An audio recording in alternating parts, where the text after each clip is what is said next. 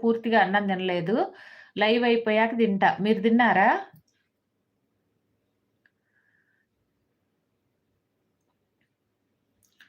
సత్య. Venky black చేస్తాను నువ్వు అట్టే గనక మాట్లాడావంటే. అర్థమైందా? మంచిగా మాట్లాడు. వెంకీ నీకు ఉపయోగం ఏమి లేదు అలా తప్పుగా మాట్లాడితే. మంచిగా మాట్లాడు నాన్న. ఎందుకు అట్లా తప్పు మాటలు నీకేంటి చెప్పు? ఏమి ఆనందం అట్లా మాట్లాడితే? మంచిగా మాట్లాడు. హైడ్ చేస్తా. లేకపోతే బ్లాక్ చేస్తా. ఒక్క నిమిషం. సరేనా వెంకీ? మంచిగా మాట్లాడు. ఎందుకు ఆ తప్పు మాటలన్నీ? నీకేం ఉపయోగం చెప్పు?